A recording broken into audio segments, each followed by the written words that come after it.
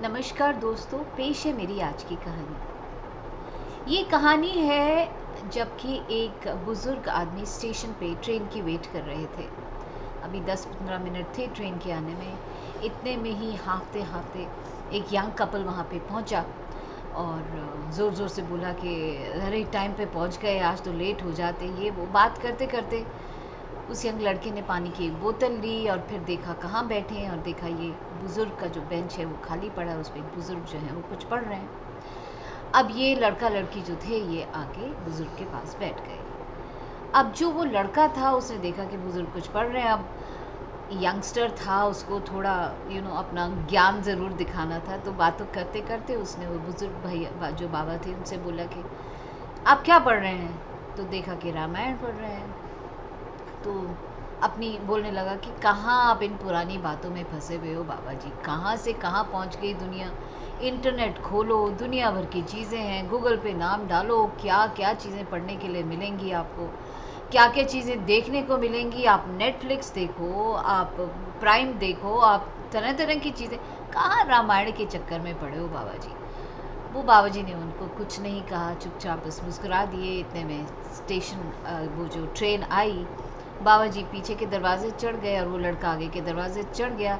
Train अभी कुछ metre ही आगे बढ़ी होगी कि अचानक से इसे धक्का लगा और ट्रेन रोक दी गई है। क्या हुआ भाई, किसी ने चेन खींच दी है। तो पता लगा कि वही लड़का जो आगे से चढ़ा था उसने ट्रेन खींच दी, क्योंकि उसकी जो वाइफ थी वो स्टेशन पर ही रह गई थी, वो खुद चढ़ गया था। और फिर देखा कि वो नीचे उतरा है और भागा भागा अपनी वाइफ को लेने जा रहा है, और अपनी वाइफ को लेके वापस जब ट्रेन में ऊपर चढ़ा तो बाबा जी से फिर मुलाकात हुई।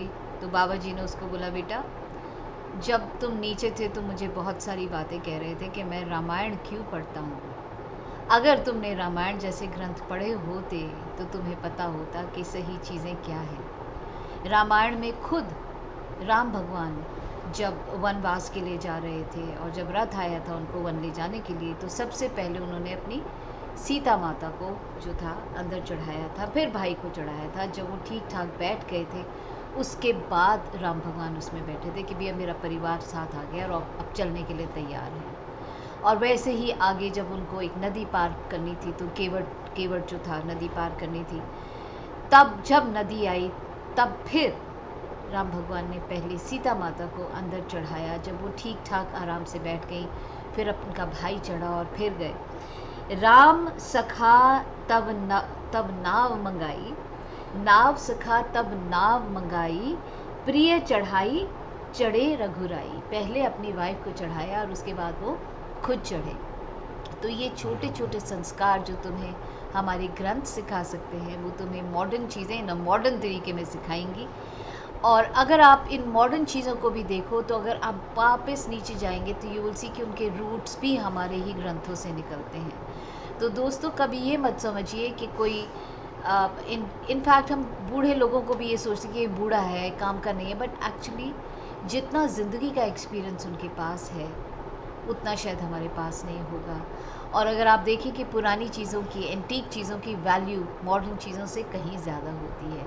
सो कभी भी ये मत सोचिए कि पुरानी चीज़ें आपके काम की नहीं, पुरानी ज्ञान की बातें आपके काम की नहीं, आप बहुत मॉडर्न है। कहीं ना कहीं उस मॉडर्निज़्म के पीछे भी हमारी वही वैल्यूज़, हमारा वही कल्चर छिपा हुआ है। इसके बारे में ज़रूर सोचिएगा, और अगर मेरी कहानी अच्छी लगे तो उसे शेयर भी ज़रूर कीजिएगा। कल फिर मिलती हूँ एक नई कहानी के साथ।